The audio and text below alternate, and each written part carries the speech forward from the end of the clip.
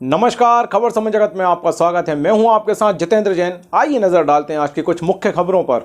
भोपाल 2008 में मध्य विधानसभा से भाजपा विधायक रहे ध्रुव नारायण पर एक बार फिर बीजेपी ने भरोसा जताया है। उन्हें मध्य विधानसभा से उम्मीदवार बनाया गया है। वहीं मध्य विधानसभा क्षेत्र में आए प्रवासी विधायक दिलीप जायसवाल मीडिया से चर्चा करते हुए कहा कि भाजपा ने जो 39 उम्मीदवारों की सूची जारी की है वह सर्वे के आधार पर की है और उनका कहीं कोई विरोध नहीं है, बल्कि जनता से अभी से उन्हें प्यार मिल रहा है।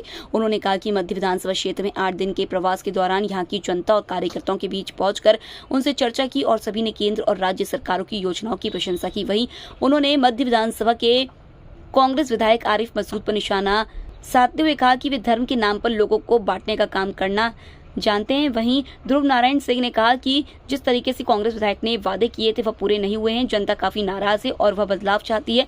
पूर्व विधायक का कहना है, हर चुनाव टफ होता है, मैं अपने सामने कमलनाथ को चुनाव में देखना चाहता हूँ। उनका पहले प्रशिक्षण लिया गया और 10 दिन में उस क्षेत्र के संगठन के लोगों से और विभिन्न संस्था से मिलकर पार्टी के लिए और पार्टी के या तो उम्मीदवार जहां की घोषणा हो गई है, जैसे भोपाल मध्य में हो गई है, तो उनके लिए आगे का रणनीति कैसे तय हो और चुनाव हम भारी बहुमत से जीतें, इस हेतु मेरा 10 दिन का प्रवास रहा। जैसे ही मैं भोपाल मध्य का प्रभार लिया और इस क्षेत्र में मुझे घूमने का मौका मिला, तो शुरुआती 2-3 दिन के अंदर ही मैंने ये महसूस किया कि जितने भी लोग मिले सबने कहा कि आपने उम्मीदवार का चयन, पार्टी ने, भारतीय जनता पार्टी ने उम्मीदवार का चयन इस बार जो पहली सूची जारी हुई है बहुत सोच समझकर किया है।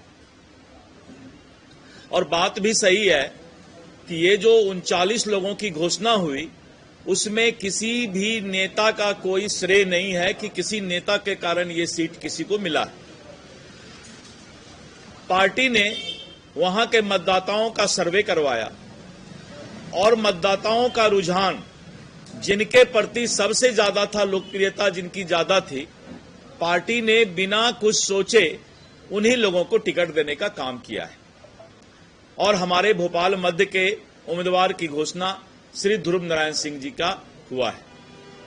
और जैसा कि मैंने कहा कि मैं इस बीच में 9 दिन के प्रवास में विभिन्न जगहों पर जो हमारे पुराने कार्यकर्ता थे, जो वरिष्ठ कार्यकर्ता थे, जो भूतपूर्व हमारे विधायक रह चुके थे, यहाँ के जो सांसद हैं, यहाँ जितनी भी एनजीओ है, विभिन्न जातियों के जितने भी की वोटर्स हैं, उन सब लोगों से मुझे मिलने का मौका लगा और करीब करीब मुझे लगता है कि पूरे क्षेत्र को आकलन करने का मौका मिला। मुझे ऐसा महसूस हुआ कि हमारे उम्मीदवार बहुत ही सशक्त हैं, लोकप्रिय हैं और इन्होंने पिछले कार्यकाल में भी इस क्षेत्र की जो सेवा की है उसके बारे में लोगों की कोई शिकायत नहीं थी और सब लोगों ने कहा कि पिछले बार भी जब विधायक रहे तो इन्होंने अच्छा काम किया है।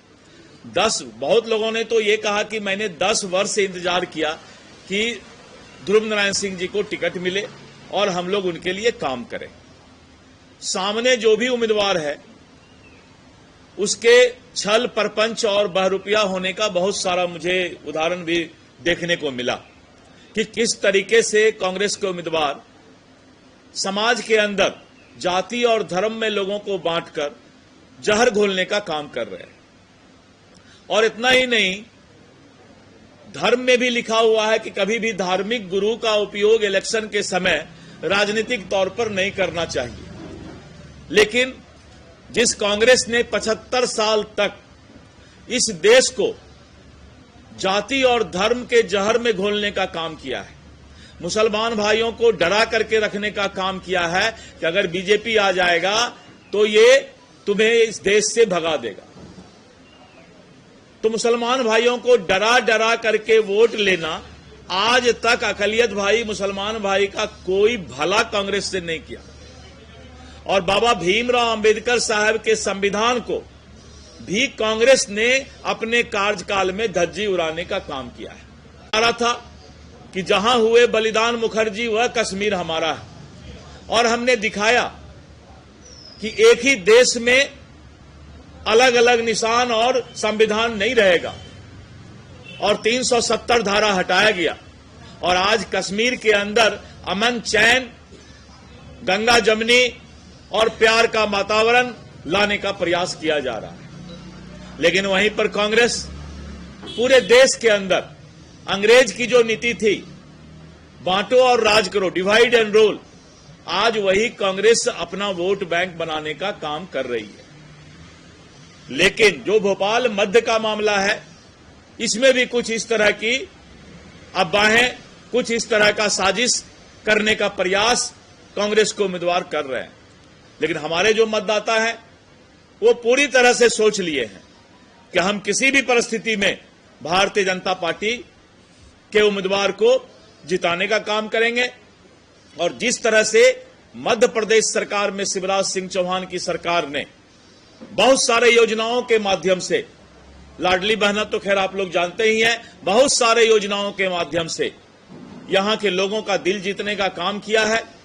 और सबसे बड़ी बात यह है कि भारतीय जनता पार्टी में हमारे नेता श्री नरेंद्र मोदी जी का क्रेज, आपने देखा कि चंद्रयान किस तरह से साउथ पोल पर उतरने का काम किया और पूरे देश के जितने भी राष्ट्रीय अध्यक्ष हैं, चाहे वो अमेरिका का राष्ट्रपति हो, चाहे ऑस्ट्रेलिया का हो, चाहे रशिया का हो, आज भारत के प्रधानमंत्री का इज्जत करने का, इज्जत देने का काम करता है। भारत का कद बढ़ा है और भारत के लोग चाहते हैं कि मध्य प्रदेश तो एक झांकी है, 2024 में नरेंद्र मोदी जी को लाना है।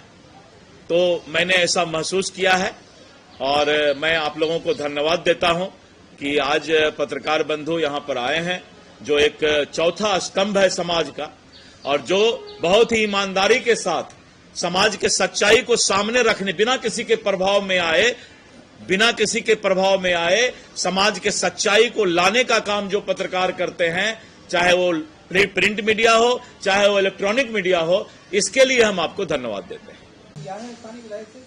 देखिए, हाँ, बहुत अच्छा सवाल है आपका। सरकार भेदभाव नहीं करती है, विधायक भेदभाव करते हैं। जब उनको राशि दिया जाता है तो फिर विधायक अनुशंसा करते हैं, रिकमेंडेशन करते हैं कि हमारे क्षेत्र में कौन सा रोड प्राथमिकता के आधार पर बनाया जाए, कहां का नाला पहले बनाया जाए, किस आदमी के गुमटी को हटाया जाए और किस आदमी के गुमटी को रखा जाए। तो ये राजनीतिक लोग, एक मिनट, आप लगता है जल्दीबाजी में। एक मिनट, मुझे बोलने दीजिए, मेरी बात सुनिए, एक मिनट शांत। एक तो क्या है कि लगता सारे सवाल आप ही पूछेंगे। देखिए, ऐसा है कि कोई किसी के साथ भेदभाव नहीं करता, विकास कराने की क्षमता होती है, राशि सीमित मिलती है। मेरे समय में मात्र 77 लाख रुपए मिलती थी विधायक को विकास निधि के नाम पे।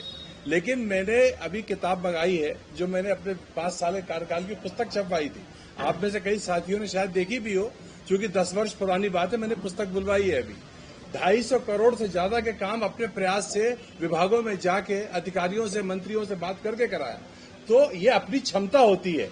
इसको सरकार सबको 250 करोड़ रुपए नहीं देती कि जाओ अपने क्षेत्र में विकास कराओ। इसलिए वो आपका सवाल जो है, वो सवाल का जवाब यही है कि जो विधायक होते उसकी क्षमता होती, चाहे वो अपोजिशन में हो चाहे सत्ता पक्ष में हो।